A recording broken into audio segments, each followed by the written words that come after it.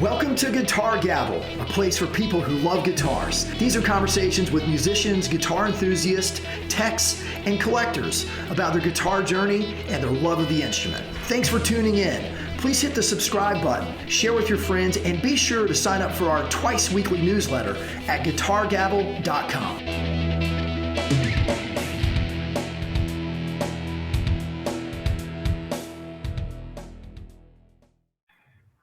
Hey everybody, welcome to the Guitar Gavel podcast. I'm your host, David Still. Before I introduce our guest today, I want to say thank you to everyone for watching and or listening on whatever platform you are using. I really appreciate you taking time out of your day. It's your most important asset, your time, and to spend your time with me and with Laurence and hearing his story. And if you like what you've enjoyed the show, enjoyed the podcast, I ask that you please leave a thumbs up review or a 5-star rating. Post a comment if you got any questions for Laurence at the end that he didn't cover. Point that. I will let him know and he can come back and answer it. But I'm pleased and so happy to present our guest today, Laurence Carpenter. He's joining us from Ireland, and Laurence runs Rock Solid Investments, and he's a memorabilia collector and dealer, and he's kind of got his hands on all things pop, rock, maybe some other categories. We'll get into that as well. Laurence, thank you for your time. Please fill any gaps that I may have missed there. And then twofold, we want to hear how all of this started. So I'll let you just take the reins from here, man. Hey, David. Yeah, thanks for having me on your podcast. I own a company called Rock Solid Investments, and I specialize in high-end music memorabilia. So we have elevator pitches, like I specialize in high-end music memorabilia, artist-owned guitars, stage-worn costumes, and handwritten lyrics. And I primarily deal in household names like Bob Dylan, Bruce Springsteen, Madonna.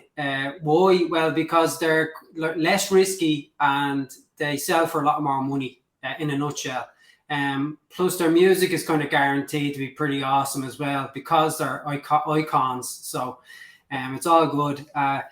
So yeah, that's what I do. I'm also a collector, and I was originally a collector. I started collecting when I was a child. My father was a collector of memorabilia. My sister was. My uncle in England was a kind of antiques. He'd go to antique markets and he'd buy antiques and he'd flip them.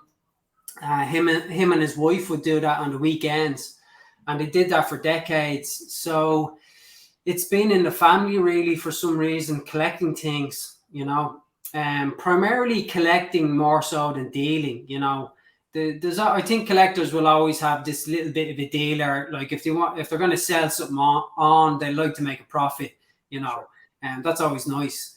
So when it comes to my personal history with collecting, like my father would have took me to Dublin City on a bicycle. I'd be either on the crossbar, or when I was old enough, I'd cycle my own bike, and we'd cycle into Dublin and we'd go around all the markets and the secondhand shops, and my father would buy like dinky metal cars, and he was big into the military, so he'd buy like model tanks. And he'd just buy anything that he had a passion for. He would buy collectibles. So that's clearly where I got the bug from. And when it comes to music memorabilia, somewhere along the line, my father picked up Sotheby's auction catalogue from London, England. So he must have just picked it up at a boot sale or a market. And as a child, I would look through this auction catalogue, and I had like Jimi Hendrix handwritten lyrics and Beatles autographed pictures and, one of a kind, unusual pieces of music memorabilia. And it really sparked my interest, and I'd always grab that auction catalogue and flip through it, and I suppose that's really where it started when it came to high-end, one-of-a-kind music memorabilia. So that seed was sown when I was probably like 11 years of age, and then when I was like 16 years of age, I was into kind of drinking and smoking, and I got into a band called Oasis. And then I started to collect music memorabilia because I was big into music then. And I would buy magazines and like I would collect the old fashioned way. I'd buy a magazine and people would sell things in the back of the magazine, or record shops would advertise what they have. So you'd call them up on the phone and ask them, do you have anything? And most of the time I didn't have any money. So I was calling these people up and I couldn't actually follow through, but I so wanted to engage, and I wanted the memorabilia, but I didn't have the money. So I would do a lot of like communicating with these places, but I could never follow through with a purchase. But I would still buy some records and bits and pieces. And I would contact, like when I was like 18, 19 years of age, it was like 1998, 1999, the year 2000. The internet was just kicking in.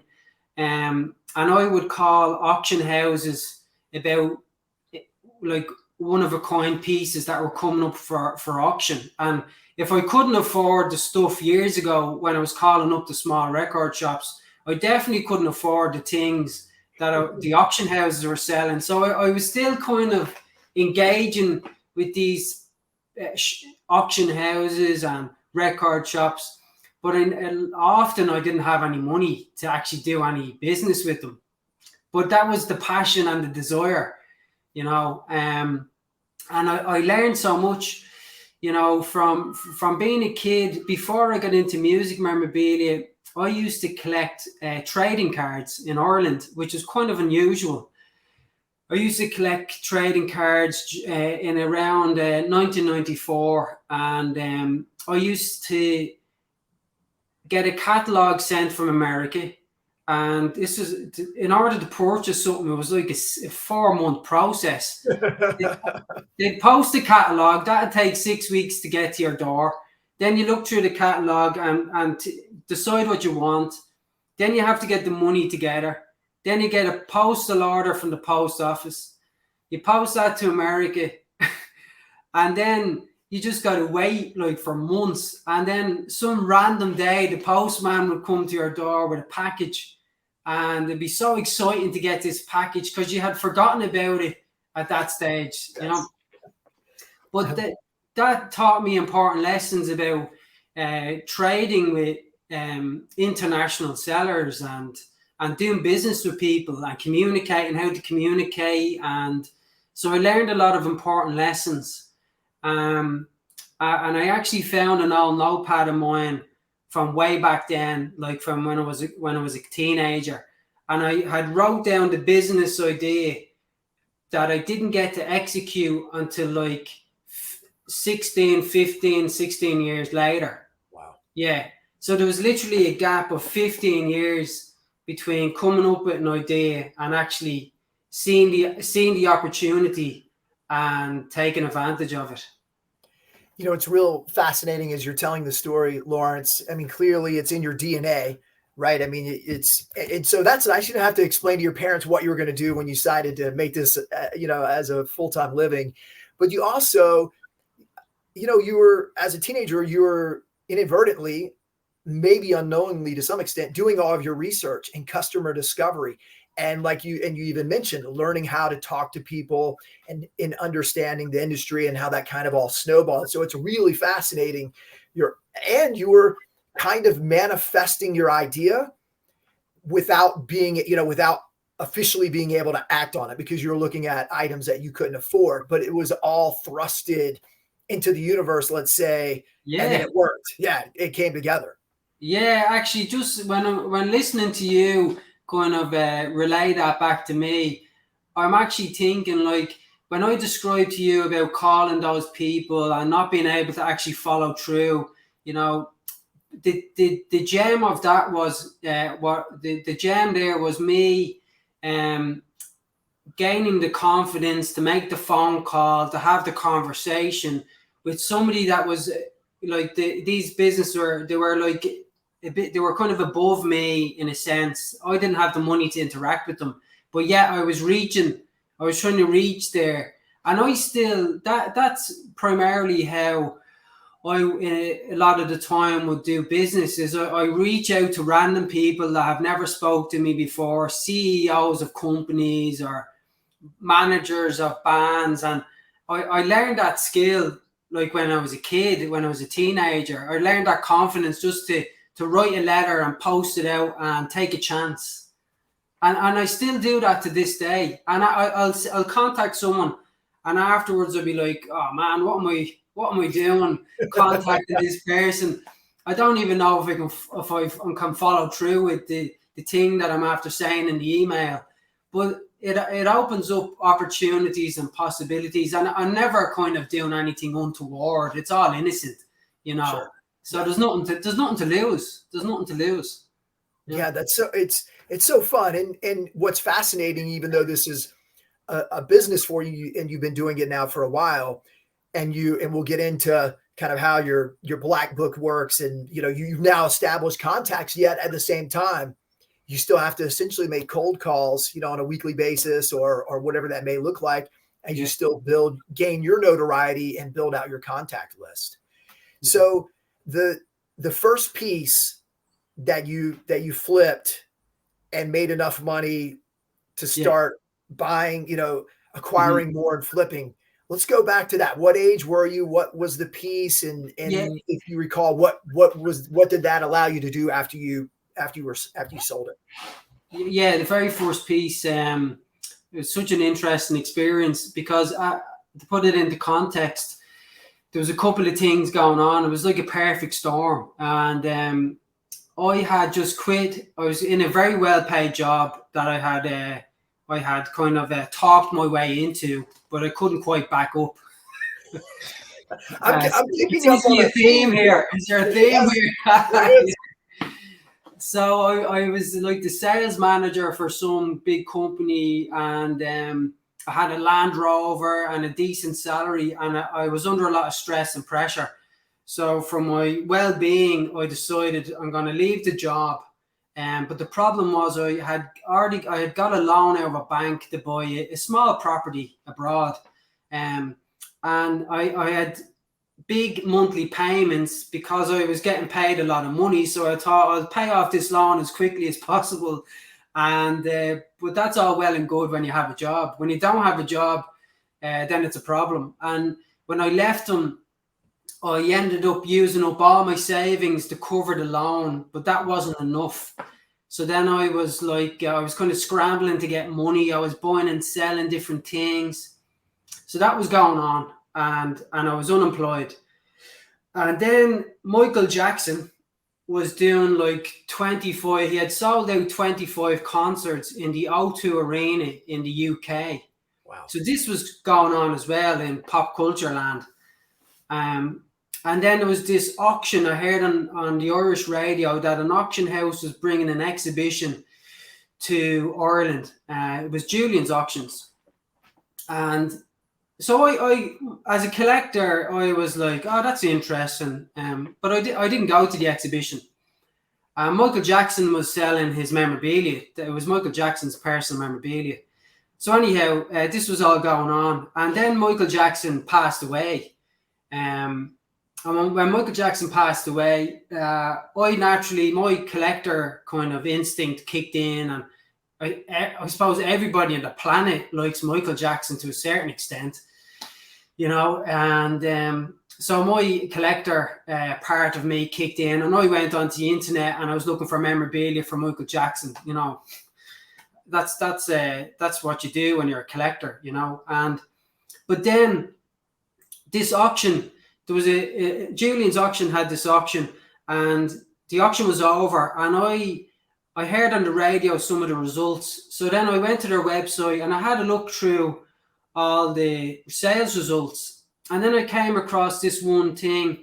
It was a signed print, a big massive Michael Jackson's portrait, signed by Michael Jackson and signed by the artist, and it was limited to like 1 of 100. So that meant there was another 99 of them in existence.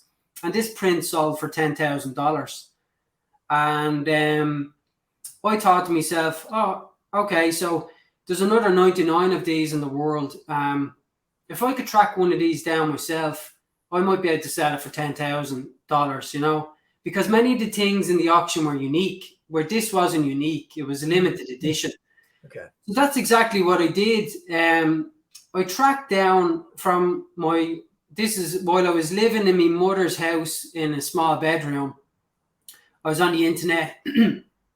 I found an auction in Canada which was selling this exact same print.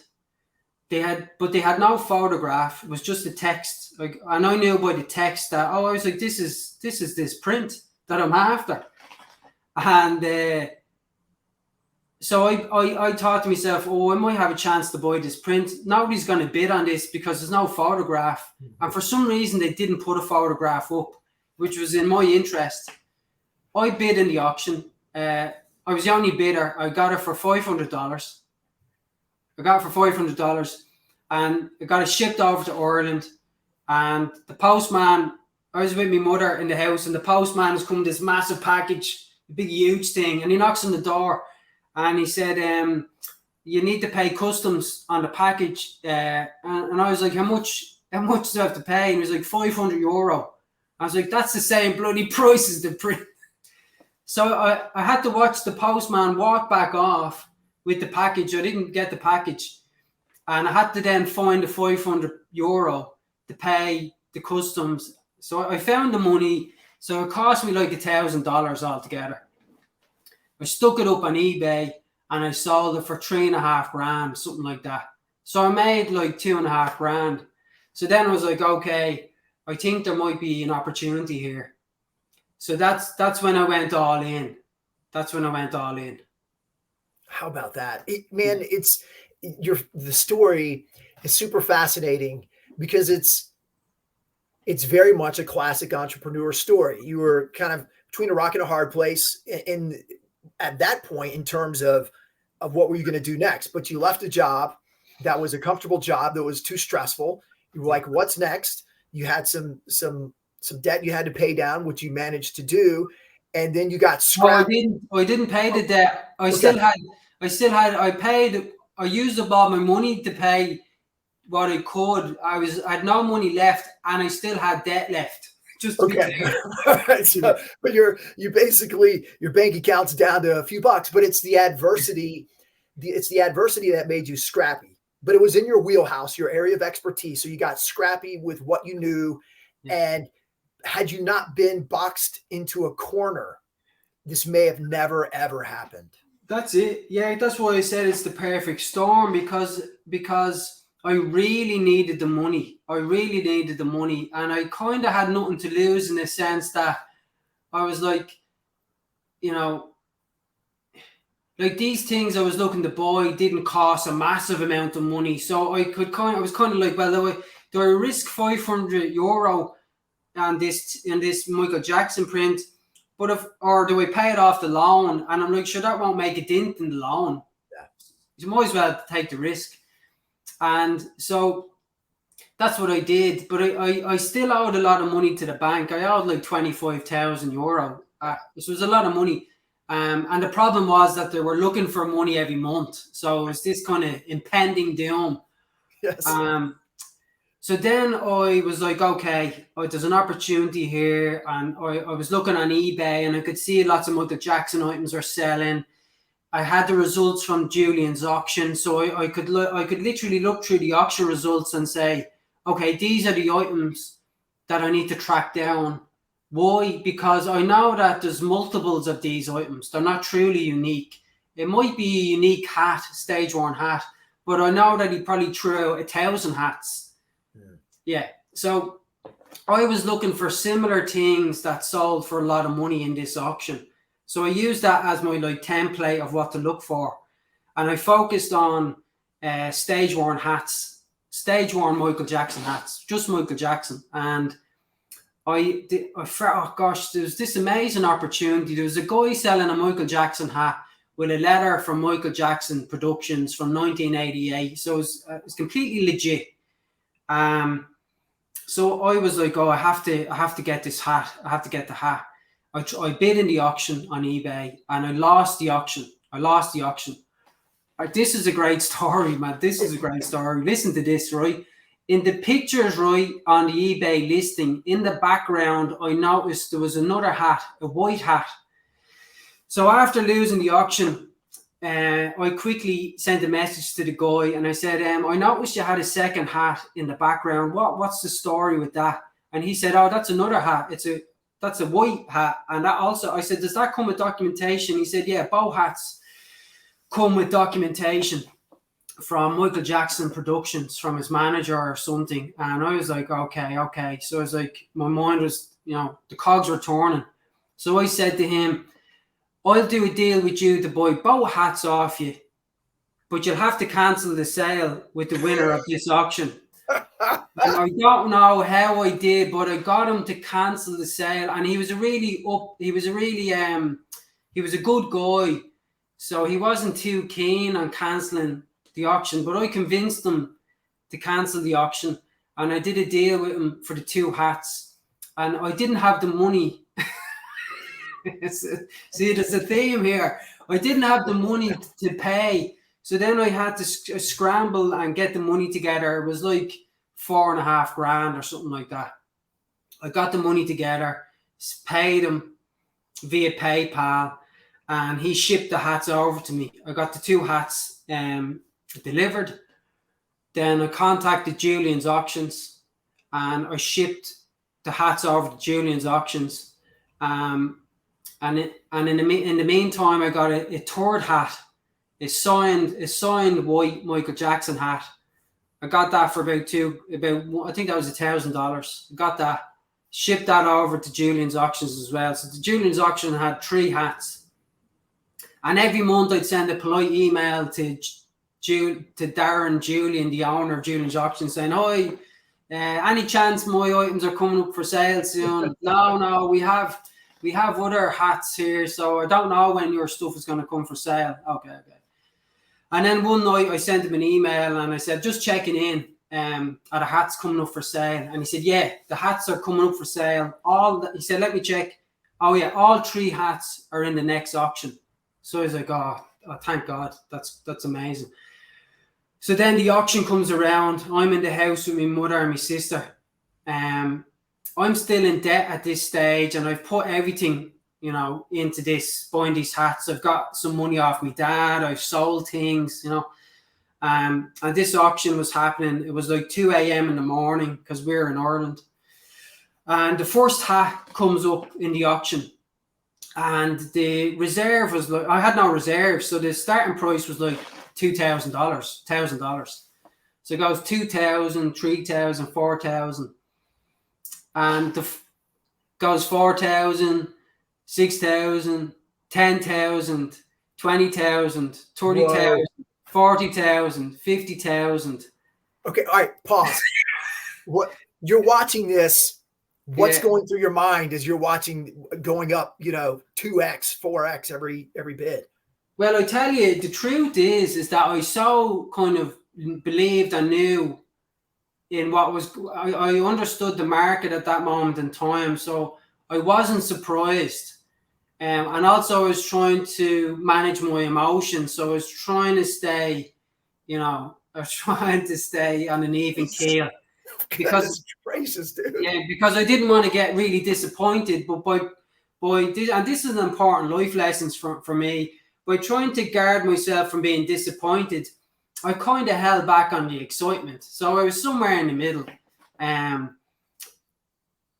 So this hat is one of the hats. The first hat sold for like $55,000. Then the second hat comes up, same again. That sells for like 55,000. The third hat comes up. I think it sold for like 35,000. So all 3 hats sold for like $150,000, and the original investment was like, say, $4,500-5,000. Wow. Yeah. So me and my mom, my sister were there, and we were just they were more excited than me because they weren't as involved as me. And the real big bonus for me was I could pay off my loan, because I had this like 5-year plan. And it literally felt like a prison sentence. I was like, I have to pay off this loan. I have to get this crappy job. And I was like, I'm just going to have to go through the 5 years of this monotonous, work and paying the loan. And that night, it cleared all my debts in one fell sweep. Cleared all my debts. So that feeling was amazing, to be independent and debt free and for my hunch and to be proven correct.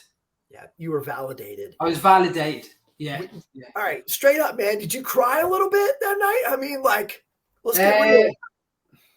Did I cry? I don't think I was very kind of I was really containing my emotions. The first few years of business, I was keeping everything to myself, and everything was I was really keeping the emotions down. Yeah. Yeah. I'm not like that now, but back then I was keeping it down and focused, all in the head, all strategic, bang, bang, bang. Yeah, you were managing expectations, and that makes complete sense. I think, us as guys, we're just naturally pretty good at that. Like, let's just set the bar here, and anything above that's icing on the cake, and we'll cross that bridge in time. Yeah. Okay. Man, this is so fascinating, Laurence. That was great. All right. So you now, in theory, your debts are paid off. Essentially, you're pretty flush with cash at this moment in time. Yeah. Compared to the day before. Yeah. Yeah. Right. Oh man. I mean, you like literally hit the lottery. Yeah. And we won't go through, every item you've sold, but what was your next move after that? Because I think that's probably important in the lineage. Yeah. Yeah. Well, there was kind of two different things. Like I decided to go on a break. I traveled around America for 3 months, and, I took it easy in that regard, but I 100% can continue with what I was doing. So I was trying to gobble up any assets that were coming onto eBay was the place. So it was just eBay, and then some other type of places I was looking for other people who had assets, but primarily eBay. So I was just trying to do more of the same. I was trying to track down more hats. Why? Well, because they just bloody sold for a lot of money. So why do anything different? And then just keeping a broad view of whatever memorabilia was on sale and identifying the needle in the haystack, and then trying to acquire it. So I sold, and I was just focused on Michael Jackson. So for like a year and a half, I just focused on Michael Jackson, and I sold hundreds of thousands of dollars worth of hats and some costumes and other bits and pieces. But eventually the Michael Jackson market was going down, So I as I seen it going down, I was like, okay, there's not much more money to be made out of Michael Jackson memorabilia. What am I going to do now? And I remember sitting in my apartment. I had moved out of my mother's house, out of the bedroom in my mother's house. I had my own apartment, and I was actually back working. I had got a job. So even though I got this money, okay, I traveled around California for 3 months. But before I left for California, I got a call from an old company I worked for, and they wanted me back. So I said, I'm going to America. I'll call you when I come back, which I did.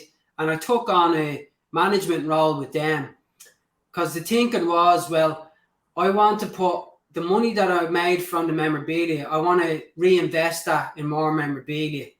So I continued working in a full-time job for like 4 or 5 years. Okay. And then I was on the side, I was doing the memorabilia business and just reinvesting. I didn't need to take any money for myself because I had an income from the job. And so that was going on. But then bringing it back to kind of Michael Jackson market was going down. I was in my new apartment on my own, sitting on the couch like this. And I was like, how the hell am I going to do the same that I did with Michael Jackson, but with other artists? Because that was the only other option. I was like, I need to expand, and naturally I need to deal in other artists. I'm like, how am I going to get a hold of other famous people's costumes and guitars and things like that? mainly it was costumes because I was dealing in hats and stage worn clothing. So I naturally was thinking, how can I get hold of other clothing from other artists? So then just sitting on that couch, I said, I don't know how I'm going to do it, but I'm going to figure it out. And that's exactly what I did. I just got stuck into it and I was trying to figure it out. And then I did figure it out. I got in touch with like designers and stylists and managers and anybody associated with the artists and their clothing. And I can't remember the first deal I did, but I found one stylist, I can't remember what they were called, but they basically loaned out costumes to stylists, and stylists then would present them to the artists, and the artists would wear them and give them back to the stylist, and the stylist would give them back to the place that they rented them from. So therein I seen the opportunity that I could buy the clothing that was worn by the artist off this third party, because the artist, most of the time, they don't own the costumes that they wear. So some of the time, especially with an artist like Lady Gaga, she was wearing like 4 or 5 costumes a day. Yeah, made out of meat.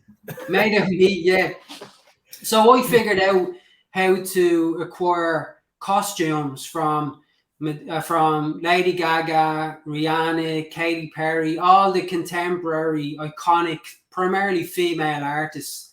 And I was pretty much the only person buying and selling these costumes for years. Wow. I had that market. I was keeping hush about it. I didn't tell anybody what I was doing, and I was just acquiring these items, consigning them to auction, and I was making big bucks, because the people selling them didn't really understand the value, which was in my interest. We did a deal. They had an asking price. I'd negotiate on the asking price as you would. We did a deal, and it wasn't always cheap, but sometimes I'd get stuff at really good value, and other times not so much. It was a bit more risky, but in general, I was getting stuff at very good prices. Like I was buying costumes, say $500, $1,000, and selling them for $10,000 or $15,000. Yeah, when the going was good, because I was figuring out where to buy. I was like, who has these costumes? And a lot of the time, the people that had them, they didn't understand the value.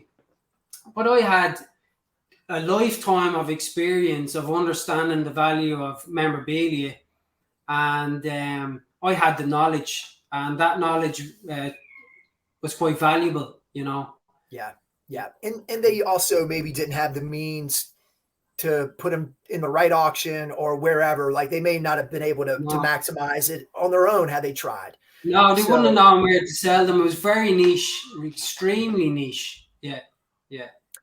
Wow. All right. It's funny, man, because I'm looking at our time and I'm not worried about time. And we talked about kind of I think I could go the rest of the day. We're not going to do that. This is so fascinating. So I'm going to try to move us along, or I'm going to keep us here all afternoon.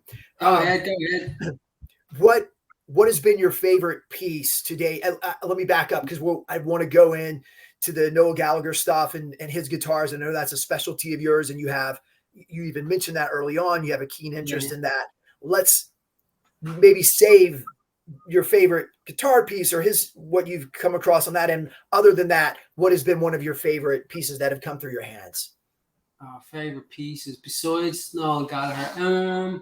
I suppose favorite would be the last guitar Prince ever used on stage. Wow. Yeah. The last guitar Prince ever used on stage. That headline alone is like, it's pretty awesome. And I couldn't believe it. I couldn't believe how the way I go about. I don't look for memorabilia in the way that I used to, but the way that I used to do it would be, I just kind of would hear a song on the radio, or I like a Prince song, and then I think, okay, I'm going to look for a Prince guitar today. Yeah, and Prince, quite instinctive, and And Prince had passed away at this stage. And I was like, I'm going to try find a Prince guitar. And I remember typing into Google some particular key phrases. And then this image came up of a guitar. And I clicked on it.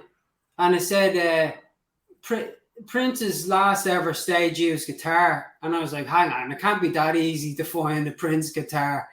And I don't think there was a price on it. No, there was no price.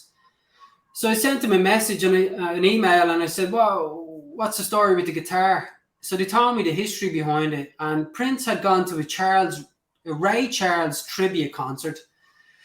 And he was at the gig in his VIP booth, and he decided he wanted to go on stage and play a song with the band. So when he went on to the stage, the lead guitarist said, here, pick a guitar, any guitar. And he picked this guitar. I'll be honest with you, I can't remember the name of the guitar. It was an unusual brand. But anyway, he said, I want to use this guitar. So he went on stage and he played the track he played the guitar for like 3.5 minutes, gave the guitar back.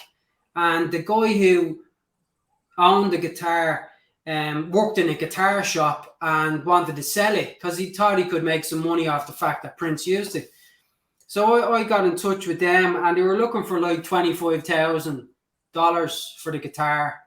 So I was like, oh man, that's an amazing. In my head, I'm like, these guitars sell because of the headline, and to have the first or last of anything is what you want. The Prince's first guitar or Prince's last guitar. So I knew straight away the fact that this was the last guitar he ever used.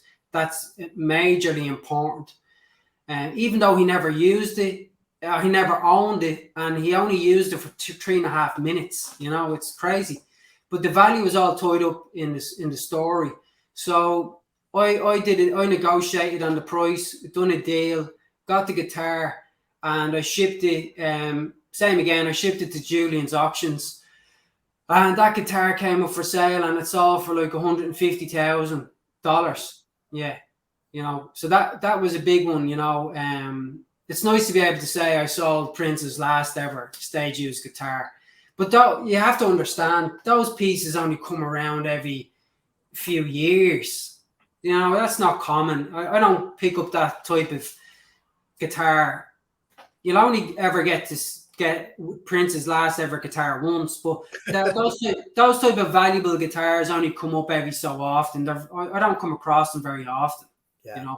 Yeah. Well, yeah, but it's fascinating because you were doing your homework and it paid off. I mean, that's also another theme of everything you've said. Like, you've had your nose at the grindstone, you've been looking, you've been patient, and it's worked out. I'm curious, do you ever travel for your higher end buys? Do you ever travel to look at a piece, or do you pretty much do things remotely?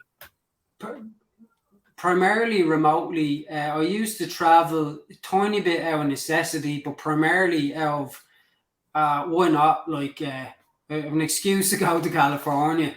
Yeah. So primarily it was just because why not? But no, I don't. FedEx would be my best friend. Also, I have partnerships with like museums in different countries. Okay. So I might buy a guitar in America and get it shipped to a museum instead of getting it shipped to Ireland. So I have this kind of spider's web of contacts around the world where it might benefit me from a customs perspective to keep it in the country. Okay. Yeah. You don't want to be shipping a valuable guitar back and forward between different countries. The red tape is unbelievable, Yeah, I can imagine. Yeah.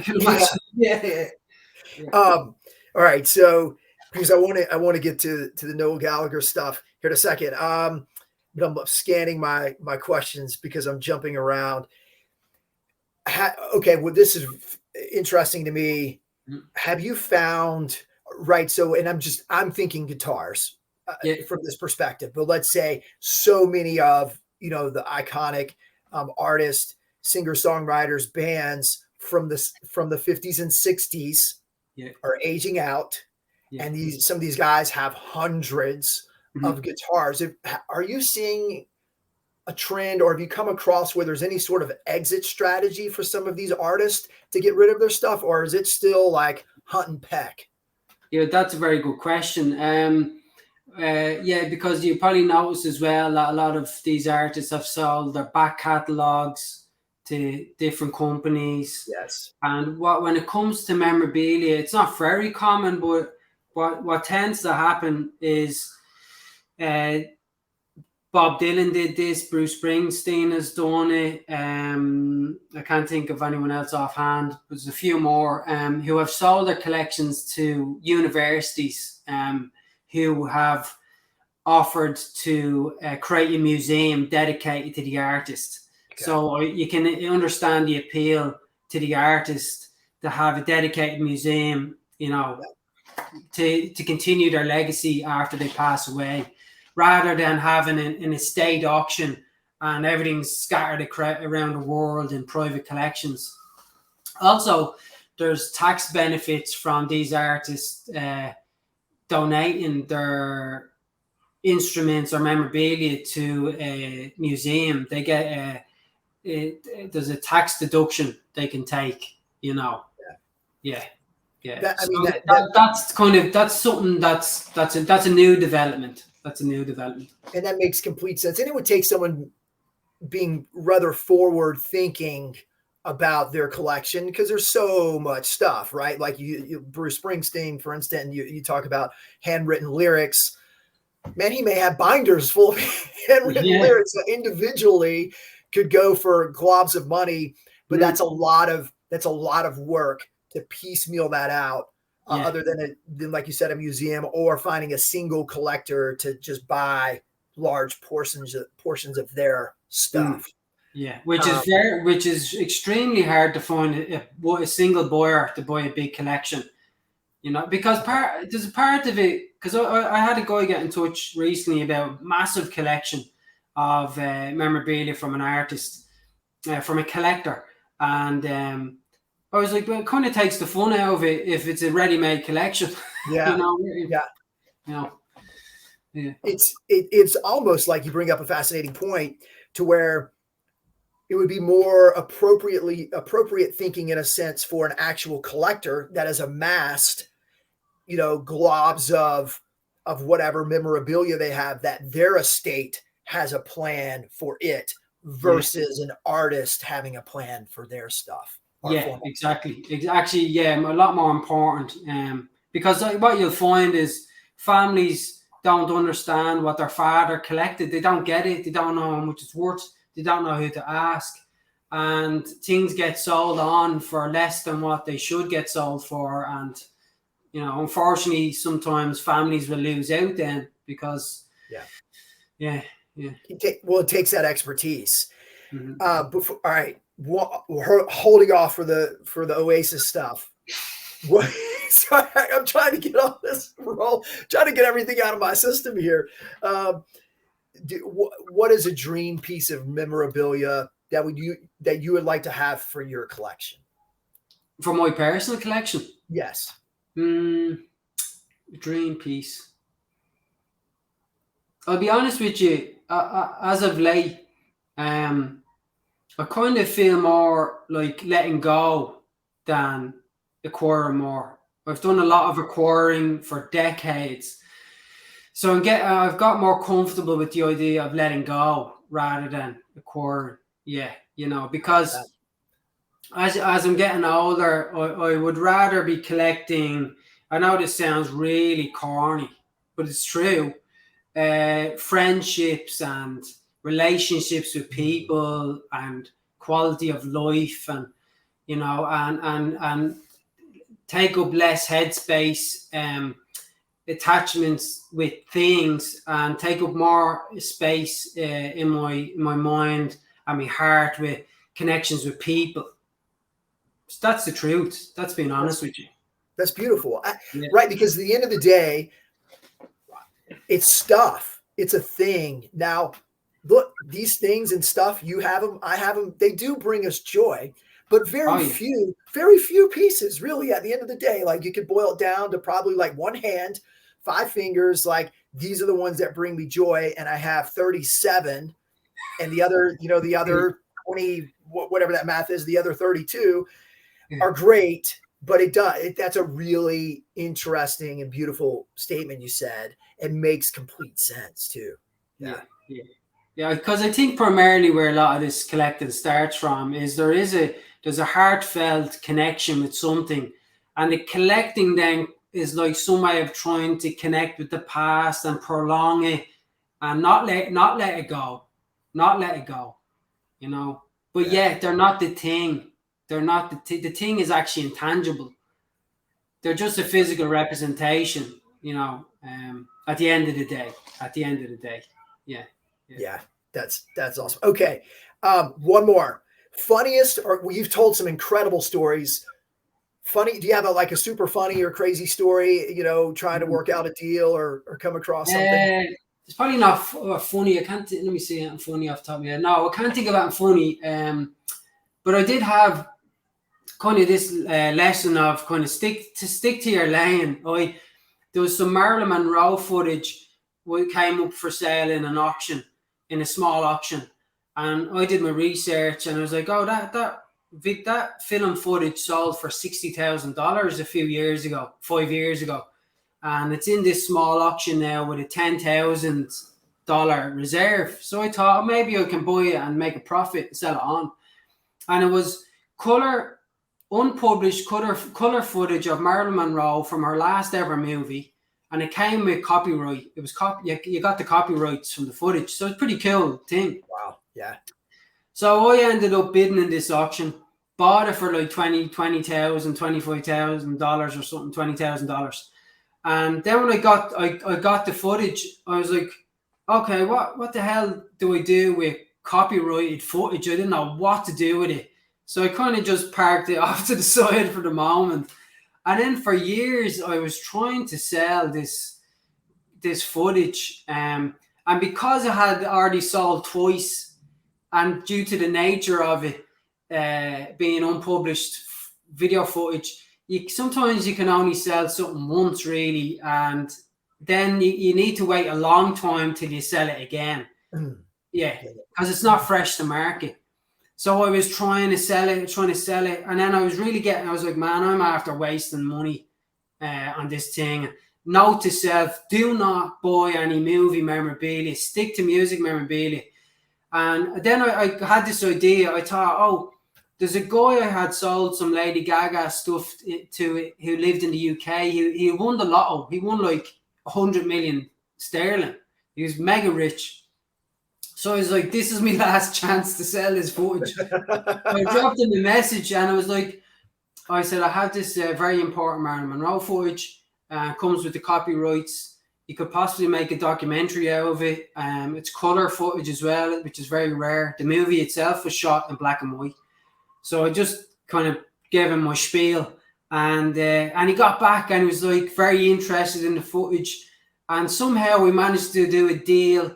I made a bit of profit on it, and it just blew me away. I was just like, a weight taken off my shoulder, and I was like, I can't believe I'm after selling that video footage.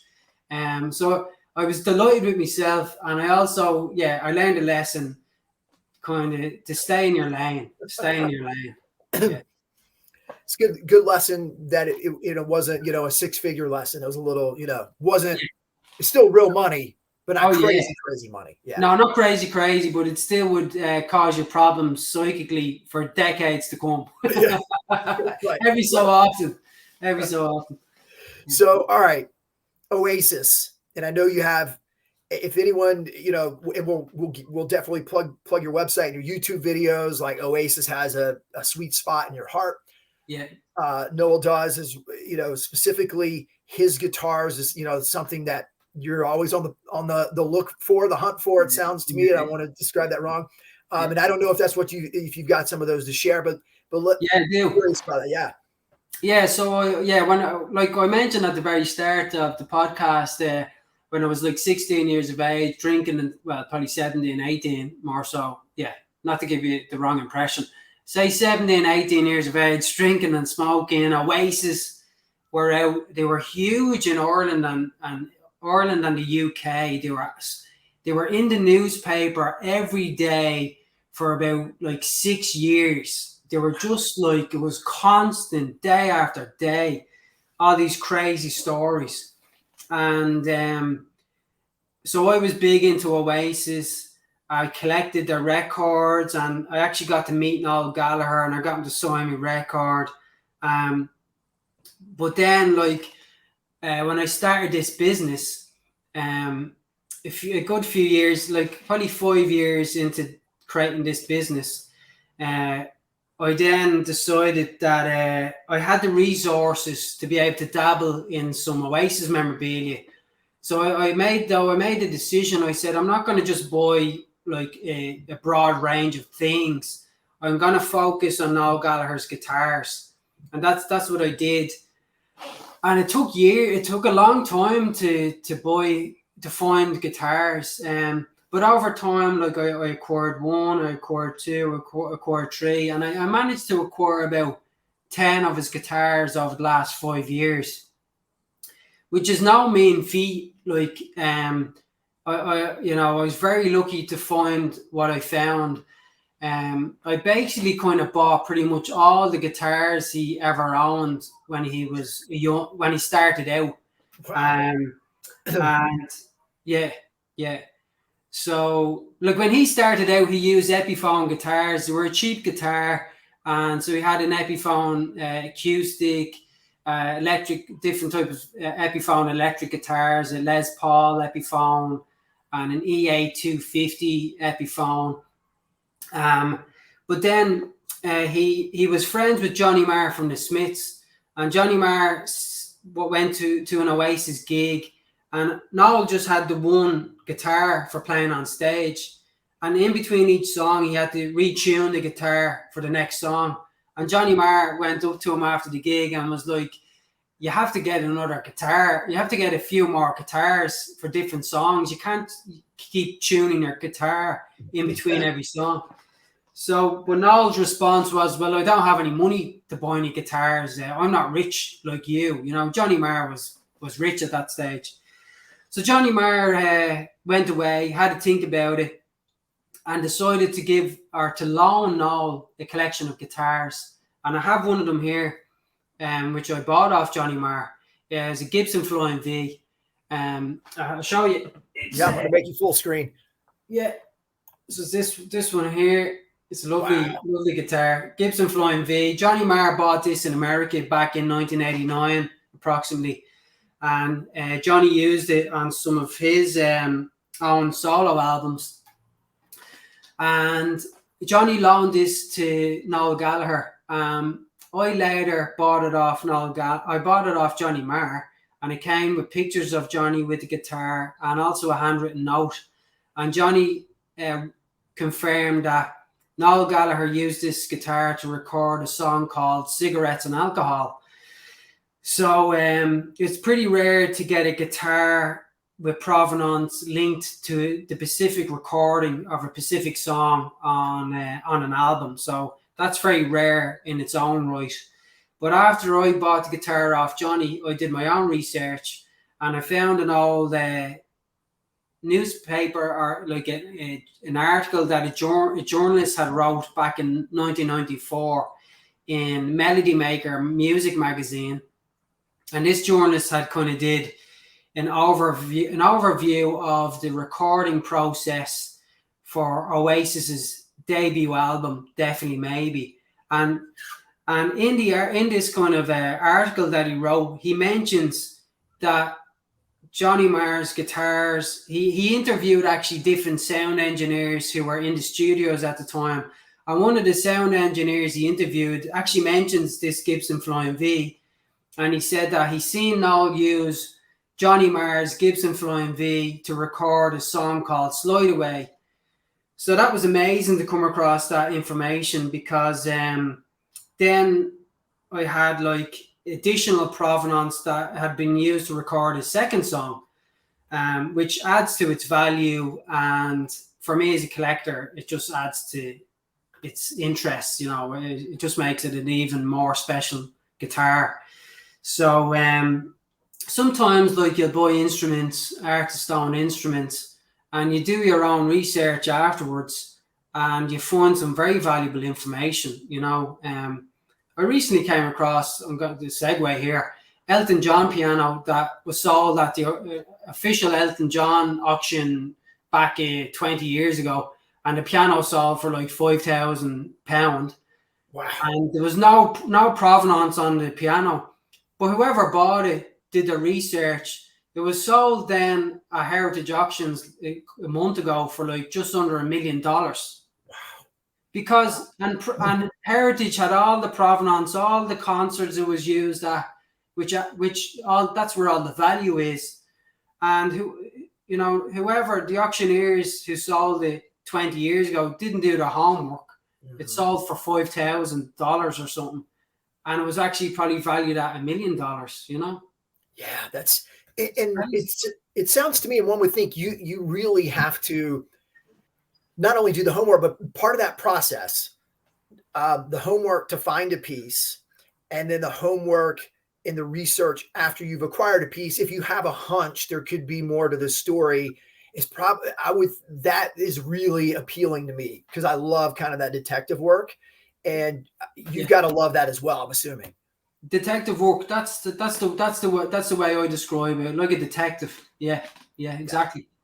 It's very exciting, because it's exciting when you find the information that you're hoping to find. It's like finding buried treasure. Right.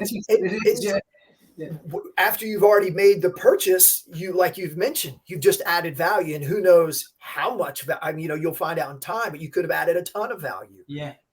So I think, David, just the key thing with that is the price that you buy the instrument at. So if the instrument if it's a low price, then sometimes you're like, just buy it. It's worth. If you can resell it at the price you bought it at, then there's kind of no risk.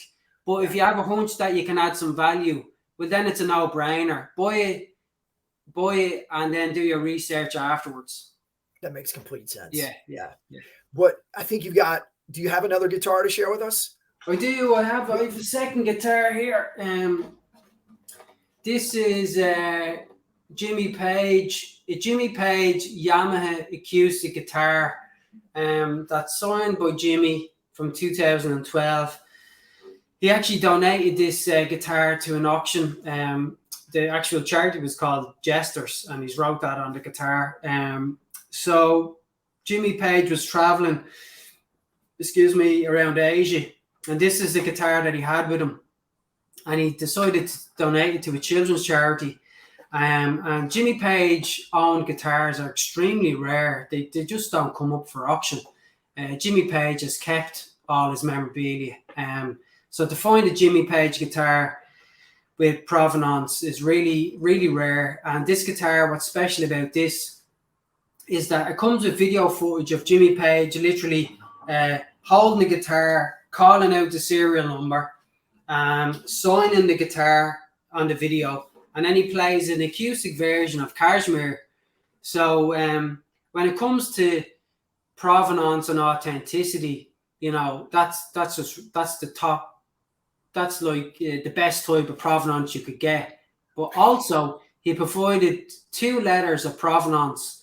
So he was staying in the 5-star Shangri-La hotel in Thailand, and he must have got a sheet of paper from the hotel. It has the hotel name on the top, and then he wrote a handwritten letter with the serial number, and he mentions that it comes with the case and a plec.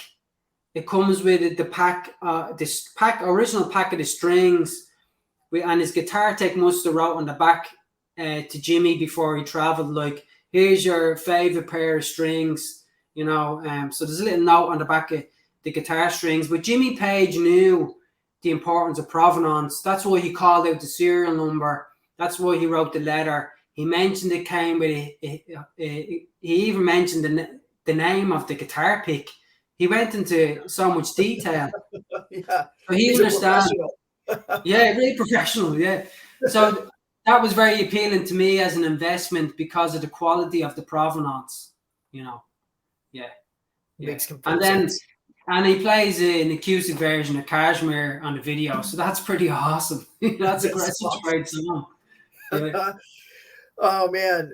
All right. In lieu of going all afternoon, a couple of kind of wrap up questions. Well, a statement and a wrap up question. So we've got a really good flavor of what you collect and broker. And in, the one in a million shot, someone sees this podcast, it's got your like dream piece. Mm-hmm. Throw it out there. What are you looking for currently? Or you can just give some general stuff that you're looking for, and then let people know how they can find you. And please plug all of your YouTube channel, your website. I'll let you give all the addresses, and I will just give you like your provenance for me. Your YouTube videos are wonderful, and you do like great clinics / tutorials. Not only like, hey, check out this rare piece, but if you're in the business or you come across something, here's some things to be looking for to make sure you have what you have and to add value to it. Some of the things that we've already talked about, but yeah, where can people find you, and what are you looking for? Maybe we'll get a home run for you here. Yeah, well, I have a new website called rocksolidinvestments.ie, and like I'm looking for household names like Bob Dylan, Bruce Springsteen, U2, Prince, all those type of artists. And I suppose like some of the things I mentioned earlier, with regards to how much I paid for something versus how much I sold it for. Like, I don't have quite the same attitude now. Of course, I'd like to get a bargain, but I am willing to pay top dollar for really good quality pieces. So, don't be, don't mind those other things I said earlier. Yes. Look, everyone knows it's the nature of the business, but yes. It's the nature, yeah. So, like, yeah, I'm primarily looking for artist-owned guitars. That's my main port of call. I'm also interested in handwritten lyrics and stage one costumes, anything rare, unique, and valuable. So I kind of deal in things worth 10,000 to 250,000, that type of ballpark, Okay. Yeah. And you've got some pretty sweet stuff on your website, and I think some of it is also a database. Maybe you've moved it, but here's an example of what I've done. Lastly, you've got a Kirk Hammett Les Paul, if I'm not mistaken, or you've had. What are some other guitars? That's actually a really important guitar. I was lucky to pick up 3 of Kirk's guitars. One of them is a Les Paul that was used on Metallica's Black album, and it was used to record a particular track called "The God That Failed," and it's a Fretless Wonder guitar. And what's really cool about that guitar is it comes with like 30 minutes of unpublished video footage of Kirk Hammett in a house with his friend, doing a deal. He's trading horror memorabilia for his guitars because he collects horror memorabilia. But he put in the video footage, like old 90s video footage from 1990. He plugs in the Les Paul and starts playing all these different tunes on it. And then he stops, and then he explains why he needed this guitar on the Black album, because his other guitars were giving him fret rattle when he was trying to do his solo on The God That Failed. So he had to use this guitar to do that particular part on that song. And it comes with a certificate signed by Kirk Hammett. The guy who did the trade had the foresight to create a certificate and get Kirk to sign it, which is very rare, for someone to do that. So it comes with video footage, certificate, very similar to the Jimmy Page guitar when it comes to provenance, So these types of guitars do exist with rock solid provenance. They are hard to find, but they do exist. Yeah, that's real. That is a really exceptionally neat story to that one. But you're right, and somebody's got to do the homework, and that's where you kind of come in, and other collectors are able to put the pieces together. So, Laurence, this is sweet, man. So we busted an hour. This is great. So we joked before. I'm like, here's kind of the run time. I'm like, once we get to a certain point, I might give you a wink, nod. Let's start rapping. And yeah, that's actually what. There we go. So I think we're begrudgingly we're at that point. But this was just wonderful, incredible stories, poetic life lessons all throughout that you interwove to it. Just makes it remarkable. Thank you so much for your time, man. Thanks, Dave. I really enjoyed chatting with you. Thank you. I really appreciate it. Thanks everybody for hanging out this far. Laurence, we're 2 clicks out, and I will see you on the other side in just a second. Thanks everybody for your time. Thanks for tuning in to the Guitar Gavel podcast, and a special thanks to Steve Kuykendall for composing this music and being such the great guy and friend that you are. As a reminder, hit the subscribe button and sign up for our twice weekly newsletter at guitargavel.com.